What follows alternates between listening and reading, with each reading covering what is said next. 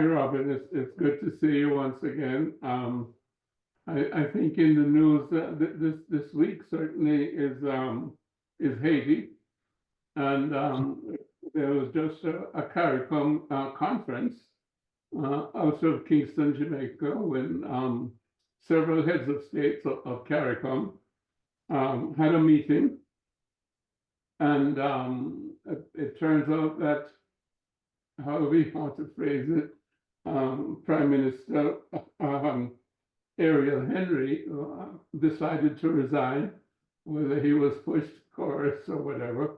We won't go into that. Decided to resign.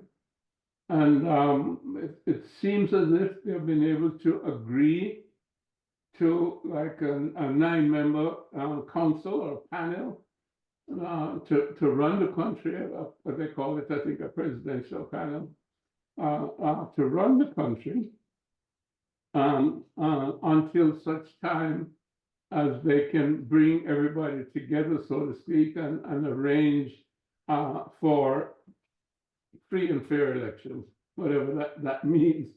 In the current climate, as we know, all the different shall we say, international powers that focus on Haiti, as well as on the Caribbean, to try to determine the course of events there. But I'm pleased with what has happened with CARICOM, because they've taken on agency for Haiti and its future. And obviously it's a long path, but it's a pause in the direction, in the downward side of Haiti that has been going on for some time, and we're going to get that aspect of it to you to fill us in on the historical background. But it's just a beginning, because there's immense journey. And part of what is needed at the present time then is going to be this international, whatever you want to call it, police force or whatever, to help to, shall we say, take the guns out of the hands of the gangs and to reinforce the Haitian police, and then hopefully move gradually, shall we say, or expeditiously towards elections and a new president and a new Prime Minister. So there's some progress, and I think the minimum is that CARICOM has to be congratulated for halting the downward slide. And of course, then over time, Haiti itself has to be reconstructed. But, the downward slide has been going on, almost from 1804. And, I think it's very, very important for us to look at the whole historical aspect of, number one, how Haiti came about, in terms of its juxtaposition in the Caribbean, its juxtaposition in terms of the major powers that were responsible for the enslavement of African people.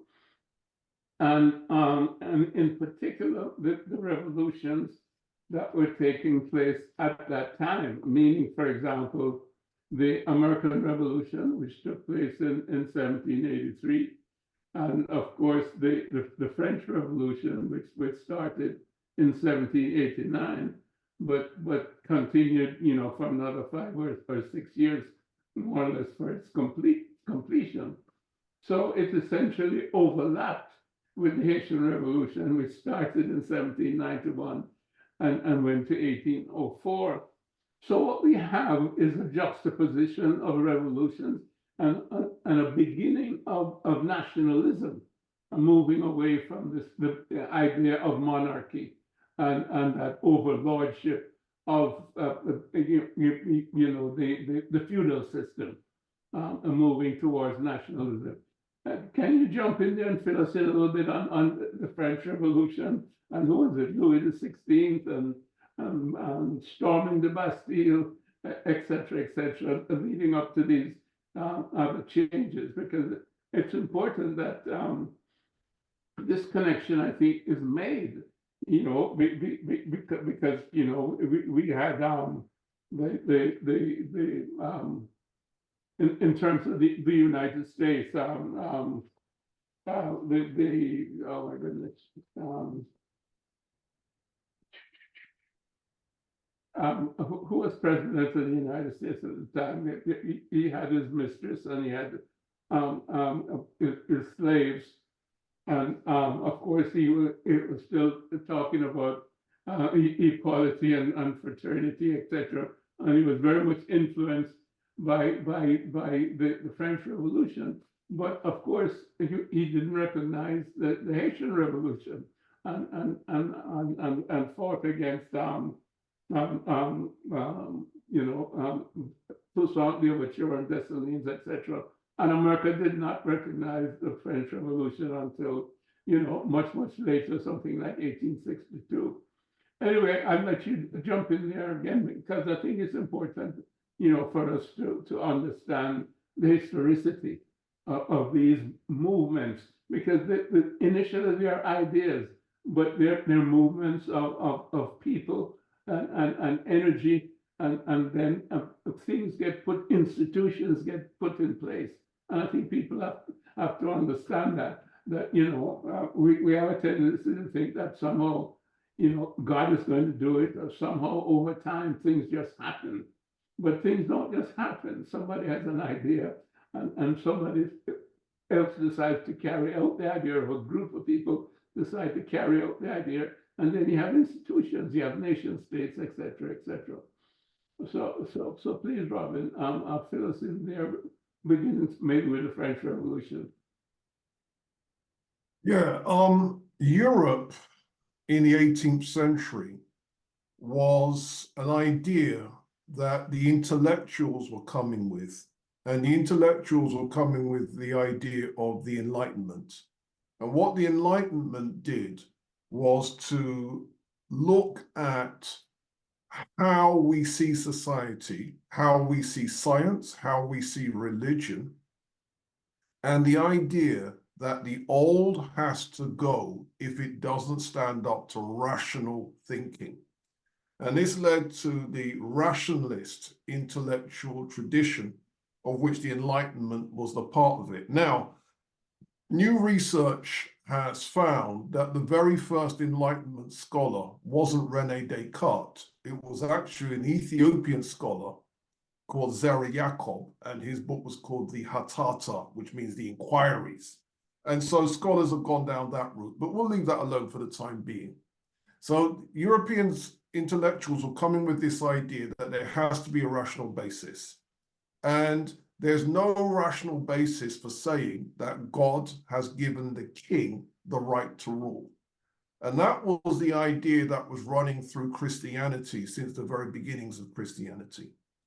And so that made the king a divine figure under which God has protected the king. And then that leads to this idea of a natural social order of elites, aristocrats, hierarchies, and so on and so forth. And essentially the revolutionaries in France, the revolutionaries in America were challenging this. But the one group of people that neither groups of revolutionaries really cared about was us. And so people will talk about liberty, fraternity, and all this kind of nonsense, but they did not include us. And that's very, very important.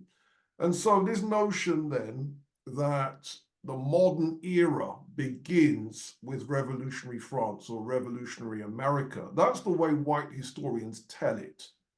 And they will connect it to the Enlightenment. They will make sure that Zera Yacob and the Hatata doesn't get mentioned. And they will also make sure that the only real revolution that actually happened, where enslaved people destroyed a slave system, which is what the Haitians did, they'll make sure that that's not a part of the discussion. So this way they can claim to have invented the modern era, where instead of you being a subject of the king, you are a citizen. instead of the king being the head of state, the president is the head of state. These types of ideologies is then what's supposed to be associated with modernism and is supposed to be associated with rationalism. And if you leave out the black chapters, the Hatata on one hand and the Haitian Revolution on the other, you can make it look like the whole modernist ideology has nothing to do with black folks whatsoever. And that's the fiction that the intellectuals have been able to maintain. And they were able to maintain it until, of course, you had great scholars like the legendary Trinidadian intellectual C.L.R. James, who made sure that the whole world knew about the importance of the Haitian Revolution and why ultimately black people outside Haiti, we owe the Haitians, because the reason why we are free people today, that story of why we are free people today, why we are not enslaved today, we owe the Haitians big time. Yeah, I think it's important to emphasize that point. The name I was trying to recollect, of course, was Thomas Jefferson, who was the American president and who was supposed to be part of this Enlightenment thinking that had supposedly, started in France with the French Revolution. But of course, even though he embraced this liberty, equality, and fraternity as an idea, he never practiced it. He only practiced it in some sense for white people, as you have mentioned. And he fought against the Haitian Revolution and didn't recognize it. And yet still, America, of course, was a beneficiary because after the Haitians defeated Napoleon's army, he no longer had an empire in the Indies, shall we say, and therefore, his part of the empire in America was of no use to him, and his army, in some sense, was decimated. So America benefited by the Louisiana Purchase. You can also go into that, because that extended the overall area of the United States of America by another 33% at least. I'm not sure of that figure because it may be in excess of 33 and a third percent, but it certainly extended the size of the U.S., and the U.S. should therefore think of Haiti as a beneficiary. But it's important to know that in the Constitution of Haiti, slavery was forbidden, and that was the only constitution really at that time that did have that clause and that context. So anybody who came to the shores of Haiti would be a free person. Nobody could be enslaved or nobody could be enslaved on that island of Hispaniola. So that's very, very significant, and it buttresses the point that you made. And not only that, in terms of the Haitian Revolution, how it benefited the United States in that sense in terms of the defeat of Napoleon, but it also helped to create the Bolivarian Revolution, because one of the things that Haiti did was to support Simon Bolivar, giving him arms and giving him money. And the major condition of these arms and this support was when you liberate Venezuela, when you liberate Colombia, or when you liberate, Bolivia, or any of those Latin American countries, you must free the slaves. So Haiti is extremely pivotal in that whole anti-slavery movement, but it's more than anti-slavery. It's an understanding of the freedom of human beings and as a necessity for our development. And it emphasizes again, the fact that we're Homo sapiens sapiens, we're one species, and we're not just white people, Chinese people, Indian people, black people, etc. And we should be fighting against each other. It understands the unity of human beings, and that we have this inherent right, shall we say, to freedom and to pursue, our own interests, and certainly within national boundaries, and relate to each other as nations of people, but with peace and prosperity and goodwill between nations. And that's something that Haiti embraced in its constitution after it defeated, the French and the British. But of course, Haiti has paid the price over time. And as we mentioned, that while France ended up recognizing Haiti, I think it may have been in 1825 or something. We mentioned the United States didn't recognize Haiti until 1862. But both nations put an embargo on Haiti, and they restricted the high seas so that Haiti could not trade with the rest of the world. And then Haiti ended up having to pay reparations to France. Can you jump in on that particular piece in terms of how the world turned against Haiti when Haiti was advocating freedom for all of humanity? Yes, I can jump in, but I think we need to say what the revolution was. I mean, we've talked around it, but we haven't actually told the people what it was. So Sure. let me do that first, and then we'll come back to the impact of the reparations and so on. Yeah. Okay, so what happened was, for Black people living in the Western Hemisphere, nearly all of us were enslaved. There were one or two exceptions, but the rule was if you were Black and you lived in the Western Hemisphere, you were enslaved by Europeans. And where the Haitian Revolution is important is this is a successful example of Black people fighting back and winning. And people need to know this. So the fight back began with a priest, and this priest was engaged in traditional African religion. And his name has gone down in history as Bookman Dotti. And he led an Ogun ceremony, 14th of August, 1791.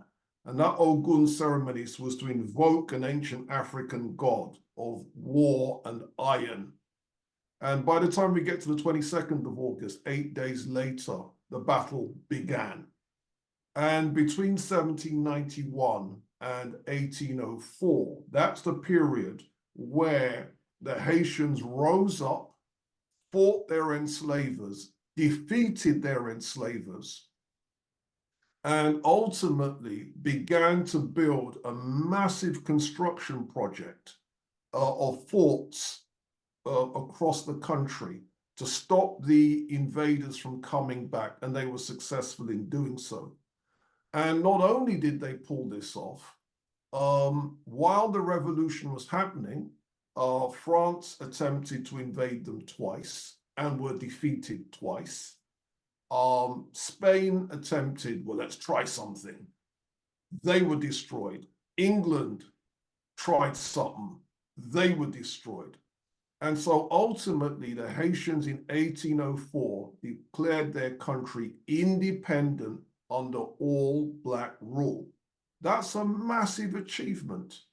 And people need to know, because ultimately, from the history of science and technology, here you have African people rising up and fighting against the most advanced technological powers in the world and defeating them.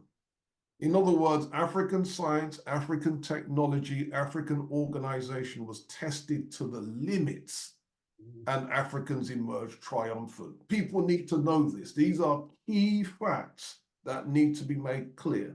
And we've got to big up the likes of Bookman Dotti that started the thing, big up Toussaint Louverture, who continued the fight, big up Jean-Jacques Dessalines, big up King Henri Christophe. These are the big players that made it happen.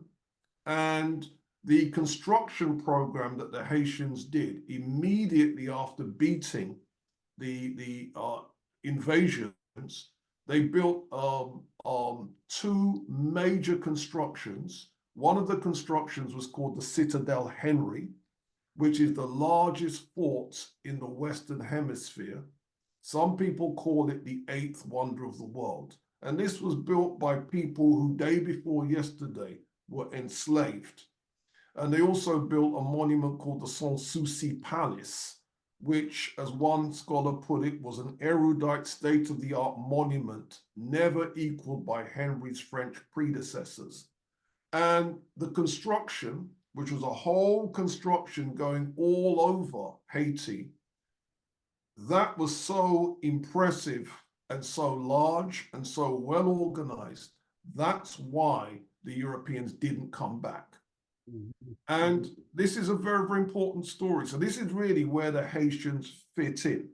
Now, having been defeated, the French didn't say, okay, fair cop, we were defeated. They ganged up with their European brothers to find ways of trying to impoverish Haiti. And yes, you had all the blockades to make sure Haiti doesn't trade with other countries. And then, of course, you had the reparations that the Haitians were forced to pay to France. Essentially, France has been leeching off Black countries right up until now. They're still doing it. And ultimately, the Haitians are paid a huge amount. And that's one of the reasons why Haiti is today the poorest country in the Western Hemisphere. And this is also why the other Black countries need to bail the Haitians out, because we owe them. And that needs to be made clear in every school, in every Black diasporan country. They should be taught that we owe the Haitians big time, because ultimately their country and what they did is the reason why we are not enslaved today. I think that's an extremely important, point, and I sort of link it. We just celebrated the Battle of Adwa, 1896, Yeah. where Menelik II and the Ethiopians fought against the Italians and made sure that Ethiopia was not colonized. Again, this is of major significance in terms of the African continent and the African psyche, that there was at least one country there that fought against, Italian imperialism or European imperialism, and was able to defeat it. I think it's a similar thing in terms of us in the Western Hemisphere, who had been enslaved over time, and Haiti was able to fight this revolutionary war from 1791 to 1804. Tremendous sacrifice, but ended up being victorious against, as you mentioned, the French, the English, and the Spanish. But then, as what happens, you can look at Africa and you can see the same thing. The Italians came back in 1935, and you can see the CIA coming back, supporting the Dirge in Ethiopia, and then supporting the TPLF in Ethiopia, again, trying to destroy the cohesion of Ethiopia as an independent country. And we see what has happened over time within Haiti. We've talked about the fact that they've had to pay reparations to France. Imagine that, the poorest country in the Western Hemisphere having to pay reparations to one of the richest former empires in the world, just as they're doing in West Africa, and just as we're seeing, the coups, against the French influence in terms of Francophone countries in West Africa. Hopefully, something like this will really help us to turn around Haiti. And that's why, as you're mentioning, I'm very, very proud of CARICOM in that it has seen it as part of its responsibility and has halted the slide, and hopefully it's creating this turnaround. But I think it's important also to understand how determined the destruction of Haiti by European powers have been. When we say European, you have to also include the United States of America because they invaded Haiti, back there in 1914, I think it was. And you can come in on that. But they took all the gold reserves. I think what's Citibank of the United States, Citibank of New York, I guess it is. They took all the gold out of I Haiti. didn't know that, sir. I didn't know that. So that's new information for me. The U.S. Go ahead. No, I didn't know that. That's new information for me. It's for real. From one of my Haitian sources, took all the gold. It's gone. It's in the U.S. Treasury somewhere. I can't tell you all the details, but this has happened over and over again, and then they've put all these, puppet governments in place. Papa Doc, that was a result of the American interference. Papa Doc, I mean, he was a scoundrel. He was not one of but to help the Haitian people. Baby Doc, it was the same thing. And over time they did the same thing with Martelli, bogus elections, and whenever the Haitians, had anybody who was viable in terms of a true nationalist, like Aristide. Aristide won 97% of the vote. But what happened? The CIA went in, made him an offer he couldn't refuse, and took him out of the country.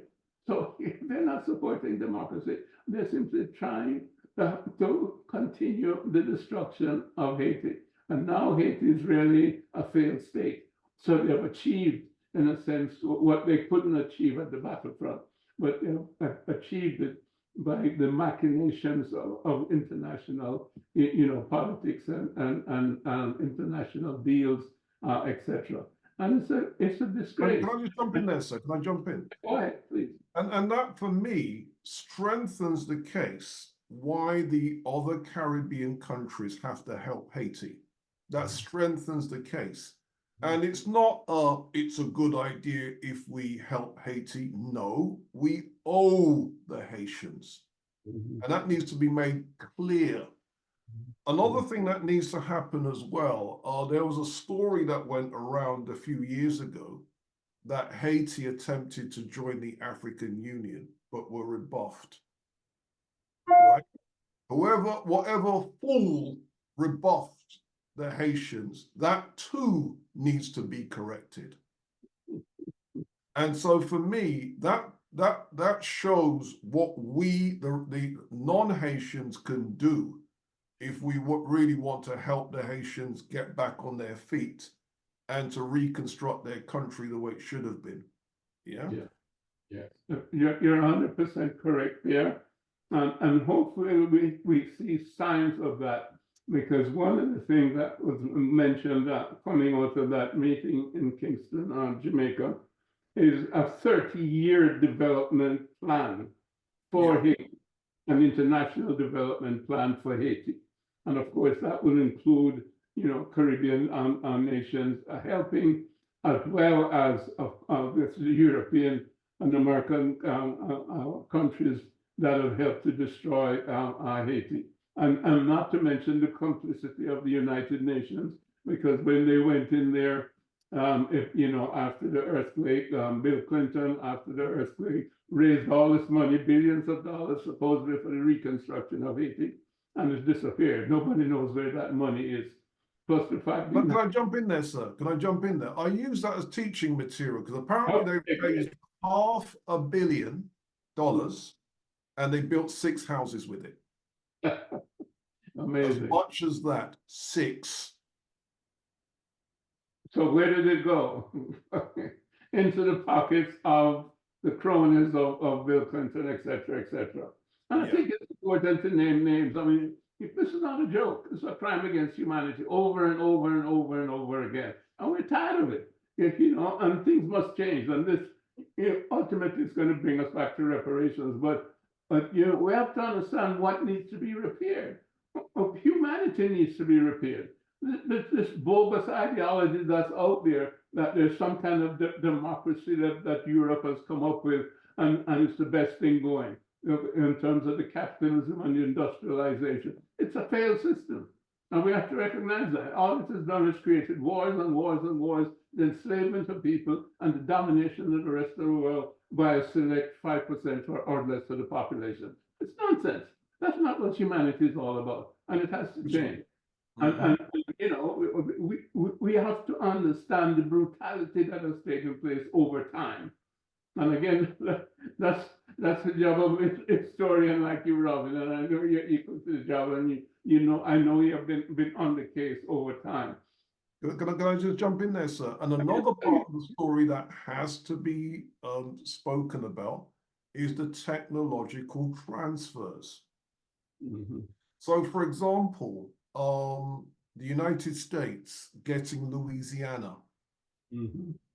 the amount of African cultural transfer that came with that, again, people need to highlight this.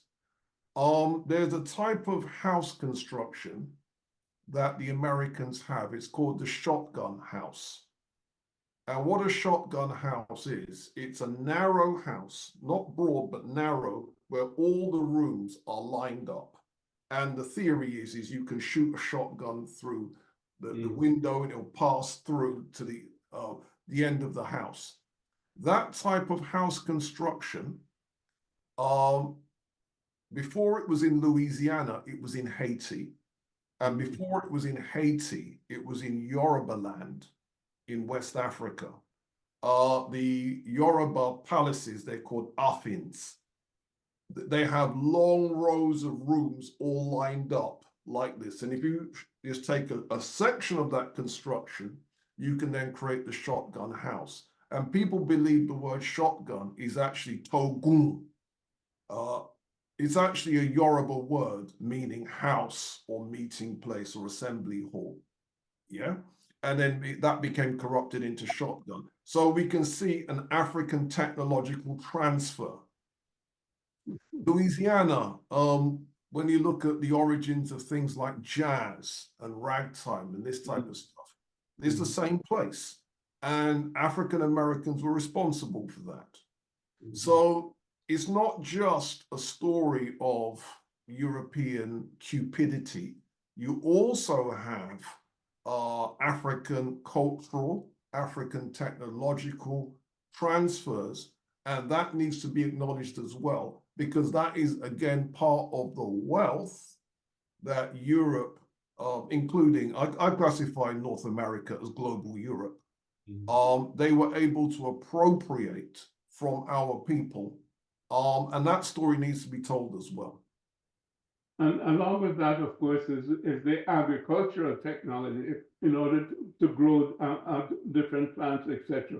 Particularly rice technology, which I think a lot of that came from Senegal and those areas.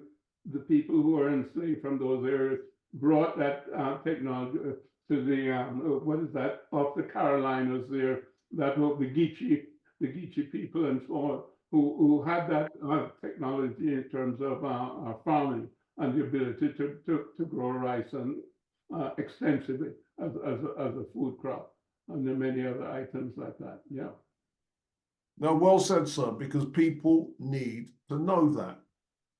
Because a lot of people don't realize that rice technology, let me quote from a book. There's a scholar, I've mentioned him before, I'm going to mention him again, Vincent Taraku Farrar. He says, there are more varied systems and practices of rice cultivation in West Africa than in all of Asia. Let me read that again.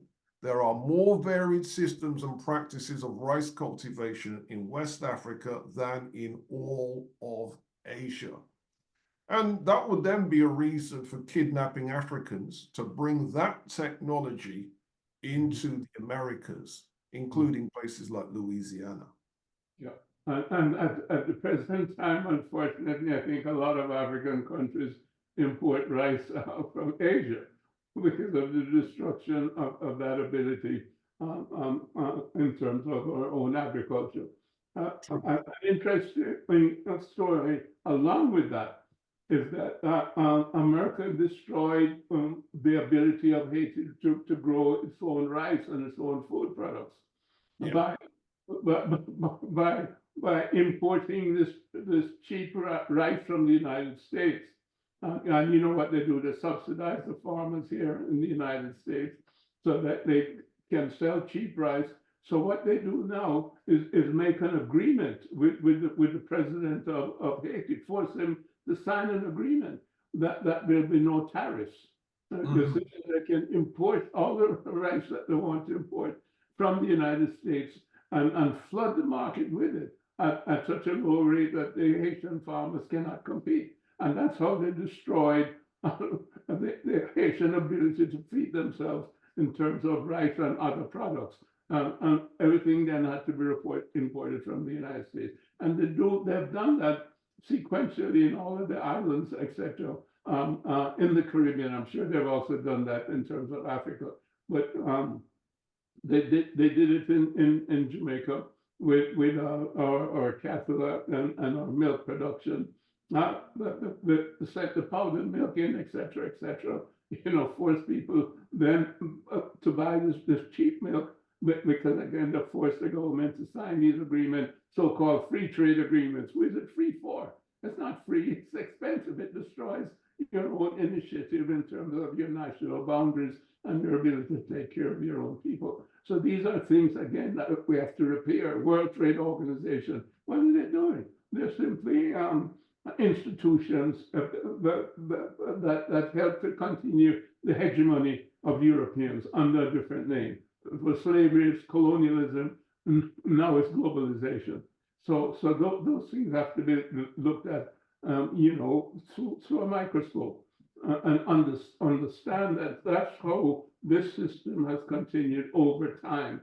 And it has morphed from different names, as I mentioned, from the enslavement of people to the colonization of people. When you go into their lands, you no longer just take their people out, but you go into their lands, take their resources, and then you tie them into an international monetary system where you need your money is the basis of everything, and their money is worthless unless it can compete with your money. And this is where BRICS is coming in right now, because hopefully the BRICS people might be able to change that. Yeah. Well, let me throw one more thing as well. I think you're aware there's been a piece of music that's been released over the last few weeks by Beyonce called Texas Hold'em. And what it is, it's a country and western song. And people were saying, country and western, why can't this black woman just stick to soul music? And she then said, or to be exact, her mother said, but there's a black cowboy culture. Yeah. Okay, now what's this got to do with our subject? Again, according to Vincent Taraku Farrar, at one time, all the cowboys, all, not some, all the cowboys in 16th century Hispaniola. Hispaniola is Haiti and the territory next door. That was one thing called Hispaniola. All the cowboys were Africans. So in other words, it's not, in America, African Americans make up, some people say a third, some people say a sixth of cowboy culture. In Haiti, they made up 100% of cowboy culture. Again, a lot of people don't realize that those skills of raising livestock and cattle and horsemanship, we were doing those were skills that, again, came from the Wolof, the Fulani, and the Mandinka areas of Senegambia. Yes, the contributions are enormous, and as you're mentioning, many of those contributions are now just being understood and being brought to light because of the propaganda has been so nefarious and so complete over centuries, as if to say, Africa didn't have a history and didn't have a civilization, didn't have a culture. and somehow Europe was everything. And of course, that included also the rest of the world. Everybody was, quotes, uncivilized in comparison to Europe and the Americas. And yet still, if you look at the history, the most savage people on planet Earth over time have been the Europeans. They've destroyed, whole cultures, whole groups of people. They've committed genocide against the Native Americans, not just in the United States and Canada, but through Central America, through South America, genocide against the Australians, the people in Tasmania, New Zealand, and you can go almost on and on. It's only in very densely populated areas, such as, Africa. Of course, also the country was hostile in terms of its geography, as well as its insects and what have you. And places like also, China, where they could not advance interior to a great extent. Those are the areas that have been saved from their massive predation and extinction. Because what has happened to most of the indigenous people in the Americas? They're on reservations, or they've disappeared, or they may be high in the hills in the Andes in some places in South America, etc., in Central America. But this has to be understood that this Euro-American perspective of scientific materialism and industrialization has played itself out, and it has created nothing but havoc, and it's responsible for the climate crisis as well as the crisis in humanity. Because if you look at them, in particular the United States of America, all it's been doing is fighting wars after wars after wars. And if you look at what is going on, right now, the number of countries that they've invaded, in the last 10 years, etc., and they're continuing, whether it's, Afghanistan, it's Libya, it's Syria, it's Lebanon, it's Yemen, it's Gaza and it's Palestine, and it's Ukraine, and they're going on and on and on. I mean, and the military-industrial, complex is the most significant complex in the world, and nobody has. Can I jump in there, sir? Can I jump in? Please do, yes. Again, shouting out Professor Vincent Taraku Farrar. Mhm. And what he says here is really, really important. And this is what we can build on in challenging European hegemony. He says, when you're judging a technology, the question you need to ask of a technology is, does it make rational use of the available resources? That's your first question. Is it appropriate for the environment? And can it be intensified to serve huge populations? So your population's growing. Can your technology feed those people, clothe those people, house those people? And he makes the point, when Europeans were colonizing the Americas and stealing land from the Native Americans in North, Central, South America, and the Caribbean, they had three choices. They could have used their own techniques for intensification. They could have used Native American techniques, or they could have used our techniques. They chose our techniques. So African farming technology was capable of intensification without using harmful petrochemicals. They were capable, in the metallurgical techniques were capable of intensification. So in other words, the idea that we're going to give Europeans the Industrial Revolution, I'm challenging that. I'm challenging that, because without our technologies, intensification, certainly North America, Central America, and South America, couldn't have been done without our technologies. You've got to remember, we were the metallurgists. We were the mechanics. We were the miners. We were in all the other areas of cattle and that type of thing. We were the boat builders. So these are the kinds of things that would not have existed in the Western Hemisphere. And remember, Europeans had three choices. They could have used their own technology, Native American technology and ours. And what we were able to do was to incorporate the best of Native American technology with ours and be able to use that technology and intensify it so that we could feed, clothe, and house huge populations. So the idea that the Industrial Revolution was just Europeans, I think we've got to challenge that. Yeah, and not only challenging it, but we have to look at the Industrial Revolution from the perspective that what it has done is that it's revolutionized, shall we say, the way of looking at society, meaning that society is not, the individual human being is not central to society. It's the system, the monetary system and the economic system that is more important than the individual human being. So that you have a technology that can do something better than something else. Then you promote that technology. It doesn't matter what the side effects are, so long as it's making money. And you can see that, for example, in the pharmaceutical industry, and maybe in the vaccine at the present time. I don't want to go too deeply into that, but let's just look at the pharmaceutical industry. I mean, you know, how many medications do they come out with? This is the latest thing. It's going to cure everything from cancer to arthritis.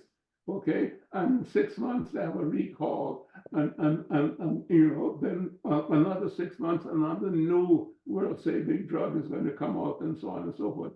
It goes out there, and it makes you know, billions of dollars, and then the side effects, you know, are coming in, and they pay out billions of dollars in lawsuits, but they still make billions, and this kind of this cycle continues over and over and over again. And again, you know, you can see that across the board if you look at the whole agricultural system. You know, they destroy the topsoil, and then when the crops are growing, then they come in with chemical fertilizers, and then, you know, when they do the mass production, then it leads to all sorts of insects, etc., etc. Then they come out with herbicides and fungicides and so on and so forth. So constantly, you know, there are these inventions, you know, and they tell you, okay, this is going to cure the problem. But all it does is create another problem, you know, over time. And we've seen that with agriculture. And then now they create, you know, seeds, genetically modified, you know, seeds that are resistant to certain pests or to certain climates or to certain whatever. And of course, you know, the intellectual property belongs to Monsanto. And of course, Monsanto sells it, but it doesn't reproduce itself. So you have to continue buying the seeds from Monsanto. And then Monsanto makes X number of dollars on their seeds, and the farmer can't afford it. So the farmer goes bankrupt. And this is what has happened in India, when you know, a lot of the farmers went for this, you know, American system, shall we say, with the fertilizers and with the Monsanto genetically modified seeds. It's totally artificial. You know, it's part of an industrial revolution, but it does not serve humanity. And your principles that you just mentioned are absolutely correct. And Africans have to understand that we need to approach modernity, you know, not simply, you know, adopting everything that Europeans do, but we have to maintain our understanding of who we are as human beings, which has always been there as part of African culture and part of African traditions, where we put humanity first. The human beings comes first, and therefore the new inventions and the new technologies have to fit into that paradigm, I would say, of African humanism. So we only adopt those technologies that are going to do the things that you mentioned.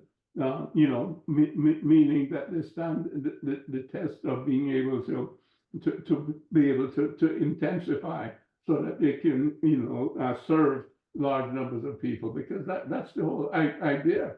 And that's how farming, came about back in the day. I mean, you had individuals here, you had individuals there, but then people realized that, look, if we came together as a community, we could grow different crops and we could harvest and we could do this thing much better. That is still the basis of society, coming together for the benefit of the group. And, I guess we can call it communalism, if you will, but that's intrinsic to Africa as opposed to individualism. And we need to understand that. And I'm thankful. And maybe you should repeat those parameters again, because I found that very instructive. Okay, again, these aren't my ideas. This was the legendary Professor Vincent Taraku Farrar. And his point is, you've got to ask yourself 4 questions. The first one is, does the technique make a rational use of the available resources? The second question he says is it appropriate for the environment? The third criteria is, can it be intensified to serve huge populations, meaning feed huge populations, clothe huge populations, house huge populations? And then he says the fourth one, whose technological processes did Europeans use in the Americas? And given a choice, they had 3 choices. They could have used ours, they could have used Native Americans, or they could have used their own. Did you know that enslaved Africans that ran away, that became Maroons, they were able to create such agricultural surpluses that when people like Captain Stedman came across the Maroon areas and everyone was well fed, it was a common thing for Maroons to refer to Europeans as scarecrows. Why? Because they were not well fed. They were trying to use their European techniques of agriculture in the Americas. They were able to get very, very low crop yields. And that low yields meant essentially people had very, very lean diets. Hence, Maroons would call Europeans scarecrows. I think that's been very, very instructive. It's been instructive for me, and I hope it's been instructive for our listeners. The contributions that we have made, over time, to not only our own civilization, but to other civilizations, even when they've abused our contributions or denied our contributions. And I think we're going to follow along this in terms of what the Haitian Revolution has meant to us in the New World, shall we say, and what the Battle of Adwa and also the 1935 repudiation of Mussolini has meant to Africa, and the whole concept of Pan-Africanism, meaning the unity of Africans, those at home and those abroad, because we're all searching for the same thing. And I think you made an excellent point relative to that business of the African Union not recognizing Haiti. I don't know the details of that, but maybe we can research that in the meantime, because I do think that the African Union has to embrace Haiti, because the history of Haiti is so important to all of us in the diaspora, and it's our crown jewel, if you will, in terms of our ability, and not only to resist but to triumph over imperialism and the enslavement of human beings.